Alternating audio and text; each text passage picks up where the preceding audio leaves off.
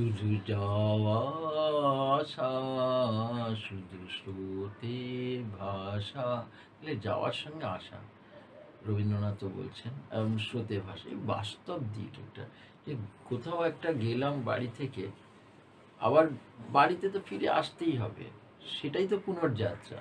ভগবানের পুনর্যাত্রাটা, অর্থাৎ যিনি যথে যে যাত্রাটা করেছিলেন, মাসির বাড়িতে গিয়েছিলেন। আমরা লোকাচার বর্ষ তো বলি যে ভগবান মাসির বাড়ি গেছেন, আবার এই মাসির বাড়ি থেকে তো তিনি ফিরে আসবেন তাঁর বাড়িতে। তো এই বাড়িতে ফিরে আসাটা যে সেলিব্রেশন, তার যে উৎসব পালন, সেটাকেই পুনর্যাত্রা বা বাংলায় আমরা যেটাকে উল্টো রথ বলি। তো একইভাবে আমরা কিন্তু ওই পুনর্যাত্রা, সেই রথে সেই ভগবান চড়বেন। আমরা রথের দিন যাকে সওয়ার করেছিলাম, তিনি সেইভাবে তার পুজো হবে, এবং পুজোর পর আরতি হবে, রথে উঠে তার আরতি, হোম হবে।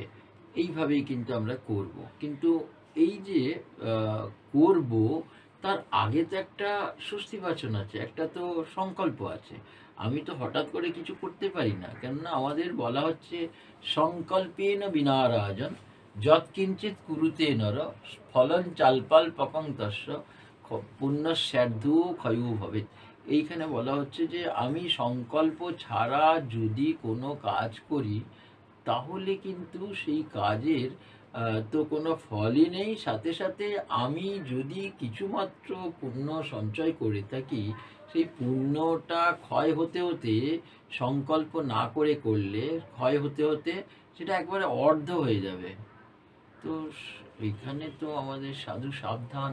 তাহলে আমি খামোখা আমার পুণ্য সঞ্চয়টাকে কেন ভাগ করব, কেন সেটা চলে যাবে? তাই জন্যে কিন্তু আমরা সংকল্প করব, এবং পুনর্যাত্রাতেও সেই সংকল্প করব। সংকল্প মানে সংকল্প কর্ম মানসম। আমি যেটা করতে চলেছি সেটা আজকে কিন্তু একটা ভগবানের সামনে, আমার আরাধ্যের সামনে, সেটার সেই প্রতিশ্রুতিটা একটা ব্লু প্রিন্ট বলতে পারি, একটা দিয়ে রাখলাম যে এইভাবে এই কাজটা করব। তো আমরা আসি পুনর্যাত্রা, এবং আমরা জানি যে রথের থেকে আটে কাটে রথ হয় না, আমরা জানি 9 দিনের মাথায় রথ হয়, এবং রথটা যেমন হলো একটা মতেই হয়, পুনর্যাত্রার ক্ষেত্রে একটা কিন্তু ইতর বিশেষ আছে। কেননা পুনর্যাত্রাটা দেখা যায় যে স্মার্ত মতে একদিন, আবার উৎকল মতে একদিন। উৎকল মত বলতে পুরীটা হচ্ছে উৎকল প্রদেশে, অর্থাৎ পুরীতে যে রথ হয়, সেই উৎকল প্রদেশের যে রথ হয়, সেটা কখনো কখনো স্মার্ত মতের সঙ্গে মিলতেও পারে, কখনো কখনো নাও মিলতে পারে। কখনো কখনো দেখা যায় আগের দিন স্মার্ত মতে উল্টো রথ, যেটাকে পুনর্যাত্রা বলে। আবার কখনো কখনো দেখা যায় যে স্মার্ত মতে যেদিন উল্টো রথ হলো, তার পরের দিন উৎকল মতে উল্টো রথ, পুনর্যাত্রা। কিন্তু যেহেতু ভগবান পুরুষোত্তম পুরীতেই অধিষ্ঠান করছেন, উৎকল প্রদেশেই আছেন, এক্ষেত্রে কিন্তু স্মার্ত মতের থেকেও প্রাধান্য পায় উৎকল মতে। অর্থাৎ পুরীতে যেদিনকে পুনর্যাত্রা হয়, উল্টো রথ হয়, সেদিনই আমরা সেদিনই রথযাত্রা পালন করব। এবারে একটা আচারাত, কোনো কোনো বাড়িতে হয়তো স্মার্ত মতে হয়, তারা সেই মত পালন করবেন, কিন্তু উৎকলীয় প্রথাটাই কিন্তু আমাদের শাস্ত্রকাররা অবনত মস্তকে স্বীকার করেছেন। আমার শোভাবাজার রাজবাড়িতেও কিন্তু উৎকল মতেই পুনর্যাত্রা, অর্থাৎ উল্টো রথটা হয়ে থাকে। যদি একদিনে পড়লো তো ভালো, নাহলে দুদিনে, আগের দিন স্মার্ত মতে, পরের দিন উৎকল মতে।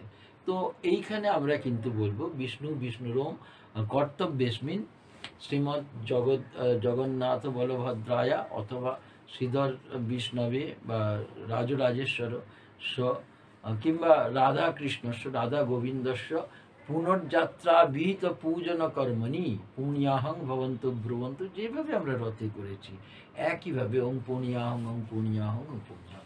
খালি রথযাত্রার জায়গা আমরা পুনর্যাত্রা বলবো, পুনর্যাত্রা বিহিত পূজন কর্মণি, এইটুকু আমাদের খেয়াল রাখতে হবে। এইখানে কিন্তু খেয়াল রাখতে হবে কেউ যেন পূর্ণযাত্রা বলে না বসে। প্রথম হচ্ছে পূর্ণযাত্রা মানে সম্পূর্ণতা, আর পুনর্যাত্রা মানে ফিরে আসা। অর্থাৎ ভগবান গেছেন, মাসির বাড়ি হোক যেখানেই হোক গেছেন, তো সেখান থেকে ফিরে আসাটাকে পুনঃ যুক্ত যাত্রা। এই বিসর্গটা রেপ হয়ে গেছে, পুনর্যাত্রা। কেউ কেউ ভ্রমক্রমে বলে থাকেন পূর্ণযাত্রা। পূর্ণযাত্রা এখানে মিলল না। পূর্ণযাত্রা মানে যে যাত্রার মধ্যে একটা সম্পূর্ণতা আছে, কিন্তু পুনর্যাত্রা মানে ফিরে আসা। এই পুনর্যাত্রা বিহিত পূজন কর্মণি পুণ্যাহং স্বস্তি ঋদ্ধি, এইভাবে যেমনভাবে আমরা করেছি বা মানে সোজা রথের দিন সেইভাবে করব। আবার সংকল্পে আসি, সেই একই কথা বলবো। যেহেতু গুরু পূর্ণিমা অবধি গৌণচান্দ্র আষাঢ় শ্রাবণে গেলেও, তাই আমরা কিন্তু আষাঢ় মাসই বলবো। আর যদি আষাঢ় মাসে হয় তাহলে তো আর এই প্রশ্নটাই আসছে না। তাহলে বিষ্ণুরোম তৎসদদ্য আষাঢ়ে মাসি শুক্লে পক্ষে। এবারে যে তিথিতে পড়বে, কখনো কখনো দশমীতে পড়ে, কখনো কখনো দেখে একাদশীর দিনও হয়ে যায়। তো সেই অমুক তিথৌ অমুক গোত্র শ্রী অমুক দেব শর্মা, নিজেরটা যদি নিজে করি তাহলে একটাই নাম হলো। আর যদি আমি অন্যের রথযাত্রা পুনর্যাত্রা করি তাহলে বলতে হবে অমুক শ্রী অমুক দেব শর্মা অমুক গোত্রস্য অমুক দেব শর্মণ অমুক দাসস্য শ্রীমৎ জগন্নাথ বলভদ্র সুভদ্রায়া প্রীতিকাম, এরকম বলবো। যদি মা বসেন কোনো মা, তাহলে প্রীতিকামা বলতে হবে। এবং যদি গোবিন্দজির হয় কিংবা রাজরাজেশ্বর শ্রীধরজির হয়, সেখানে রাজরাজেশ্বরস্য রাধা গোবিন্দস্য কিংবা শ্রীধর নারায়ণস্য শালগ্রাম শিলাধিকরণ নারায়ণস্য পুনর্যাত্রা বিহিত পূজন। এই দিন হোম হয় তাহলে হোম, তাহলে পুনর্যাত্রা বিহিত হোম পূজন তদ্ধোম কর্মণি কর্মান্নহং করিষ্যামি বা করিষ্যে। যদি নিজে করি তাহলে করিষ্যে, নাহলে করিষ্যামি। এইভাবে যেভাবে রথযাত্রায় আমরা পুজো করেছিলাম সেই একই রীতিতে কিন্তু পুনর্যাত্রায় করব। সেই ভগবান সিংহাসনে থাকবেন, তার পুরো পুজোটা করব, তারপরে তার হোম হলে হোম, না হলে আরতি। যেই আরতির সময় আসবে তখনই ভগবানকে আমরা রথে চড়িয়ে দেবো। রথে অবস্থানকালীন অবস্থায় কিন্তু আমরা আরত্রিক বা আরতিটা করব। এইটা কিন্তু আমাদের মাথায় রাখতে হবে। এরপরে ভগবানকে যেভাবে রথের দিন আমরা টেনেছিলাম, ঠিক উল্টো দিক দিয়ে আমরা টানবো। যদি সেদিনকে বামাবর্তে টেনেছিলাম, অ্যান্টি ক্লক ওয়াইজ করি, তাহলে এদিনকে ক্লক ওয়াইজ করতে হবে। যদি দালানে আমাদের রথযাত্রা হয় সেক্ষেত্রে, আর যদি রাস্তার ক্ষেত্রে যেভাবে পুরীতে হয়, ঠিক উল্টো দিক থেকেই তিনি তো ফিরে আসেন মাসির বাড়ি থেকে। এখানে কিন্তু তো প্র্যাকটিক্যালি একটা ঠাকুর দালানের এক অংশে তিনি অবস্থান করেছেন, আর এক অংশ থেকে গেছেন। তাহলে যে অংশ থেকে তিনি গেছেন সে অংশ থেকে নিশ্চয়ই টানাটা হবে না। যে অংশে এই মুহূর্তে অবস্থান করছেন, অর্থাৎ রথের জন্য তো আর একটা অংশে আছেন, সেইখান থেকে যে যাত্রাটা আসবে। এবং সেই একই ক্রমে 7 বার কিন্তু আমরা ভগবানকে টেনে আবার তিনি যেখানে থেকে এসেছিলেন সেইখানে স্বস্থানে তিনি প্রবেশ করবেন। এইভাবেই কিন্তু আমরা পুনর্যাত্রা করব। এবং যেহেতু পুনরায় যাত্রা, তাই পুনর্যাত্রা, কখনোই পূর্ণযাত্রা নয়। আর বাংলায় সেটাকেই উল্টো রথ বলে। এইভাবেই কিন্তু আমাদের উল্টো রথের কথা বা পুনর্যাত্রার কথা শাস্ত্রে বলা হয়েছে। এ বিষয়ে আপনাদের কোনো প্রশ্ন থাকলে, কোনো সংশয় থাকলে আপনারা অকপটে বলুন, কমেন্ট বক্সে লিখুন। এবং পুঙ্খানুপুঙ্খ সেই বিষয়ে যদি একটা তন্নভাবে আপনারা গবেষণাও করতে পারেন, বা আপনাদের যে মানে জানার যে জায়গাগুলোকে একবারে পরিষ্কার করুন, আমরা সে বিষয়ে তৎপর থাকব।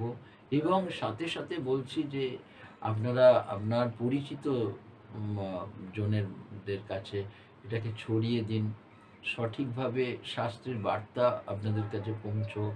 যদি ভালো লাগে লাইক করুন আর সাবস্ক্রাইব করুন। এই পর্যন্তই, আপনারা ভালো থাকুন। জয় জগন্নাথ, জয় বলরাম, জয় সুভদ্রা।